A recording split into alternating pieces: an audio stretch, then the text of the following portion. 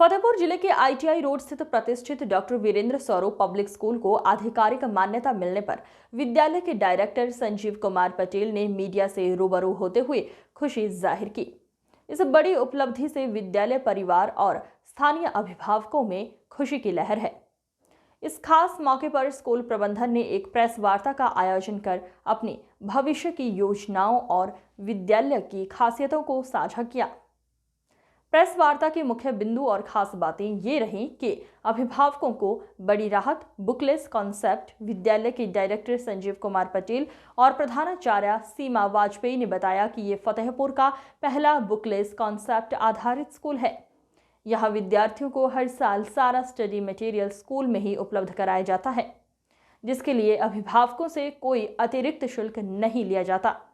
शिक्षा के क्षेत्र में मील का पत्थर साबित होने वाले विद्यालय के संरक्षक व निवर्तमान विधायक करण सिंह पटेल ने इस मान्यता को जिले की शिक्षा व्यवस्था के लिए एक बेहद महत्वपूर्ण और गौरवशाली उपलब्धि बताया। सर्वांगीण विकास पर फोकस करते हुए स्कूल प्रशासन ने संकल्प दोहराया कि वे बच्चों को आधुनिक और गुणवत्तापूर्ण शिक्षा देने के साथ साथ उनके संस्कार और सर्वांगीण विकास ओवरऑल डेवलपमेंट के लिए लगातार काम करते रहेंगे। इस गौरवपूर्ण अवसर पर स्कूल की कोऑर्डिनेटर आरती मोहन द्विवेदी, मिस मानसी सिंह समेत समस्त शिक्षक शिक्षिकाएं, स्टाफ सदस्य मौजूद रहे, जिन्होंने स्कूल के उज्जवल भविष्य के लिए शुभकामनाएं दी। कि बच्चों के ऊपर जो कंधे पे बोझ दिया जाता है अन्य स्कूलों के पीछे, तो आपके यहाँ ये सारी चीज़ें बच्चों के लिए फ्री ऑफ कॉस्ट है, तो इसका डिटेल में सारांश क्या है कि कम से कम गार्जियन उस चीज़ को समझे। सर, सबसे पहले तो मैं क्लियर कर दूं, बुकलेस को लेके एक शायद आपसे पॉइंट छूट रहा है, मैं उसको ऐड कर दूं, आई एम सॉरी, कि बुकलेस को लेकर के ये भी चर्चा है। अभी आप ही लोग थोड़ी देर पहले कह रहे थे कि हम लोग ऑनलाइन प्लेटफॉर्म में पढ़ाएंगे और बुकलेस है, तो ऐसा कुछ नहीं है। हम लोग किसी डिजिटल प्लेटफॉर्म में नहीं पढ़ा रहे हैं। हमारे पास सारा स्टडी मटेरियल है, आपको टेबल में दिख भी रहा है। ये सारा स्टडी मटेरियल हम बच्चों को स्कूल की तरफ से प्रोवाइड कराते हैं, जिसका कोई भी अतिरिक्त शुल्क नहीं लिया जाता है किसी भी तरीके का। और ये जो स्टडी मटेरियल है वो टर्म वाइज डिवाइड किया गया है, टर्म वाइज बच्चों को मिलता है, बच्चों के पास ही रहेगा। हमारी कोशिश ये की गई है कि सारे सब्जेक्ट इतने वेल ऑर्गेनाइज्ड तरीके से पढ़ाए जाएं और बच्चों को दिए जाएं। ये हमारा स्टडी मटेरियल है, ऐसे ऑर्गेनाइज्ड वे में पढ़ाया जाए ताकि बच्चे जो हैं वो किताबों के बोझ से भी ना दबे। टाइम टू टाइम उन्हें टर्म वाइज स्टडी मटेरियल मिलता रहे और सारी चीज़ें उन्हें ऑथेंटिक मिले। इस बुक में कितने मंथ के लिए बच्चों के लिए मतलब? सर, ये टर्म वाइज है। देखिए ये टर्म है, ये देखिए आपको दिख रहा होगा, जैसे आप देखेंगे टर्म फर्स्ट ये लिखा हुआ है, क्लास 5 की बुक है आपके सामने, इसमें लिखा हुआ है टर्म 1। अब इसमें आप इंडेक्स में ये सारे सब्जेक्ट देख सकते हैं, आप इंडेक्स भी देख सकते हैं। ये देखिए इंडेक्स में ये सारे सब्जेक्ट्स आर मेंशन। अब हमने क्या किया है, हमने सारे सिलेबस को 3 टर्म में डिवाइड कर लिया है और हम बुक फर्स्ट टर्म की देंगे। एक ही बुक में सारा सब्जेक्ट बच्चा लेके आ रहा है फॉर द फर्स्ट टर्म।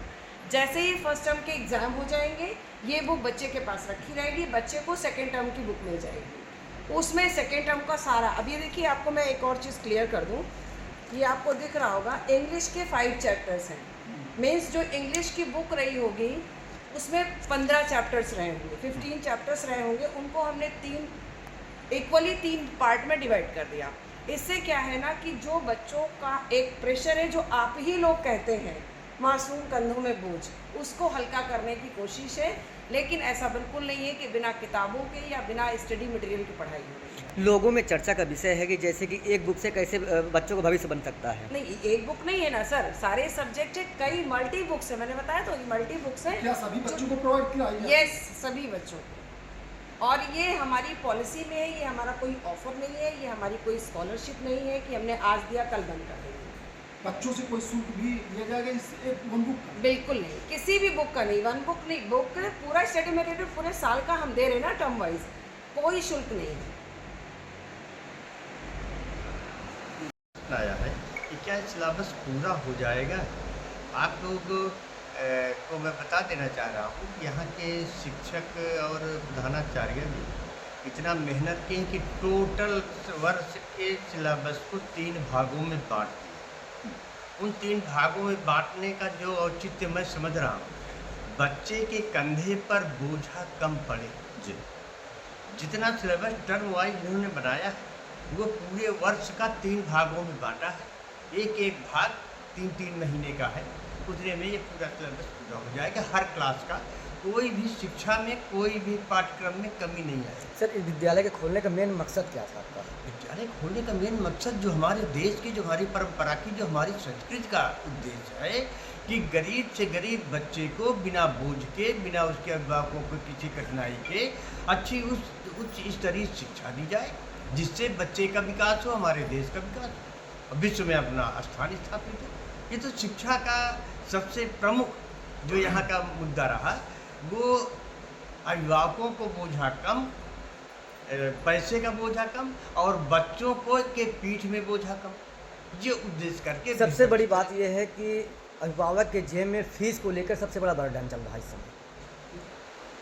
इसको किस नज़रिए से आप देख रहे हैं? देखिए, यहाँ पर पुस्तकों वाला तो बोझा खत्म हो गया, फीस भी अन्य विद्यालयों की तुलना पर यहाँ कम है। यहाँ पर विद्यालय को व्यवसाय के रूप में नहीं स्थापित किया गया।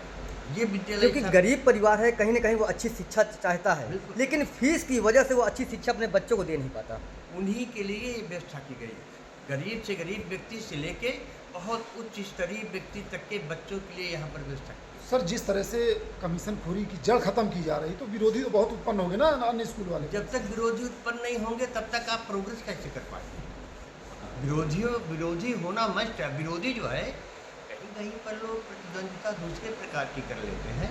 स्वच्छ प्रतिद्वंदिता होनी चाहिए, अच्छी प्रतिद्वंदिता होनी चाहिए। जब हर विद्यालय प्रतिद्वंदिता आपस में बेहतर करेगा तो बेहतर से बेहतर पाठ्यक्रम, गरीब बच्चे के परिवार के लिए, गरीब बच्चों के लिए क्या तभी हर व्यक्ति के लिए बेहतर शिक्षा और बेहतर कम पैसे की शिक्षा ये प्राप्त हो गए हैं।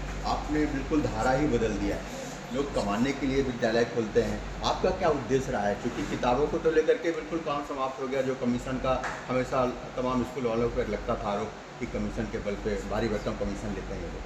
देखिए, सबसे पहला काम तो आप लोगों को, पूरे शहर को और हमारे स्टाफ को, सभी लोगों को मैं बधाई दे रहा हूँ कि हमारे विद्यालय को मान्यता मिली और हमारे बाबूजी का इस पे सदैव एक मार्गदर्शन रहा है कि हम लोग एजुकेशन की जो धारा है उसी को बदलना है। किताबें तो एक माध्यम है, हम उनको बेच रहे हैं, जो भी कर रहे हैं, मैं उस बिंदु पर नहीं जाना चाहता हूँ। स्टडी मटेरियल हमारे स्कूल ने डिज़ाइन किया है, हमारी पूरी टीम ने डिज़ाइन किया है और पूरे साल हम उस स्टडी मटेरियल को देते रहेंगे बच्चों को। और ये पहला साल नहीं है, हर साल ऐसा ही रहेगा।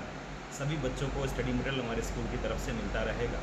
और जो आपने प्रश्न किया है, मुझे लगता है उसका उत्तर देना मुझे उचित नहीं है। सभी लोग जानते हैं, आप भी जानते हैं, हम भी जानते हैं, अभिभावक भी, और सबसे बड़ी बात अभिभावक भी जान रहा है। इसलिए आज की डेट पर फतेहपुर के अभिभावकों ने डॉक्टर वीरेंद्र स्वरूप पर भरोसा जताया, मैं ये कह सकता हूँ। जी, हर अभिभावक चाहता है कि उसके बच्चे की नींव मजबूत हो।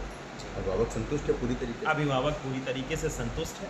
और जब हम लोग मार्च पर अपना रिजल्ट, इस साल का रिजल्ट डिक्लेयर करेंगे, तो इस शहर को पता चलेगा कि अरे, स्कूल पर शिक्षा इस माध्यम से भी दी जा सकती है, किताबों का रूप भी बदला जा सकता है, बच्चों पर बोझ हटाया जा सकता है, तमाम तरीके हैं। अगर स्कूल चाहे तो बिल्कुल कर सकता है। मतलब अभिभावक के जेब में भी बर्डन नहीं पड़ेगा? कोई बर्डन नहीं है। ये सबसे बड़ी बात है कि फतेहपुर में ये पहला स्कूल है जिस पर अभिभावक की जेब पर किसी भी एक पाई का बर्डन नहीं है। ये इस बात को मैं दावे के साथ कह सकता हूँ। तो इन शिक्षकों का पैसा तो बराबर मिलेगा ना? बिल्कुल सही कह रहे हैं। और ये मिलेगा, सब कुछ बगैर उसके तो काम नहीं चलता है। मिल ही रहा है, ये कहने की ज़रूरत नहीं है, मुझे लगता है। हमारा स्टाफ है आपके सामने, हमारा स्टाफ आपके सामने है। हम लोगों की अनुपस्थिति पर भी आप प्रश्न पूछ सकते हैं।